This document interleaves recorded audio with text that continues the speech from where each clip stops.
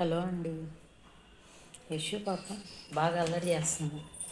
ఎంత అల్లరి అంటే ఇల్లు చూడండి ఎలా చేసిందో. అసలు మామూలు అల్లరి కాదు. అది దేవుడు గుడి అయితే చెప్పవసరం. మొత్తం పూలు అన్నీ బిగేసి పటాలని పడుకోబెట్టిద్ది అనమాట. రోజు చదువుకోవాల్సిందే.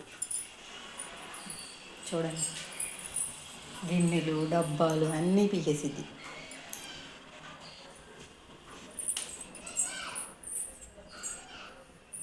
ఈ డబ్బా వంటింట్లో ఉండాల్సింది.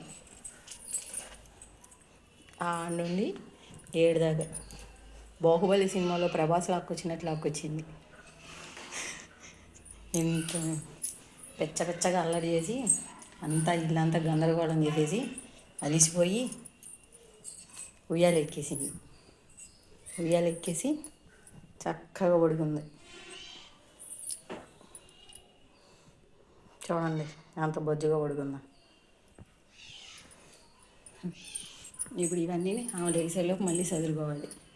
లేచిన తర్వాత మళ్ళీ డ్యూటీలోకి దిగిపోయిద్ది అనమాట. ఏది తీసేద్దామా ఏది పడేద్దామా అని.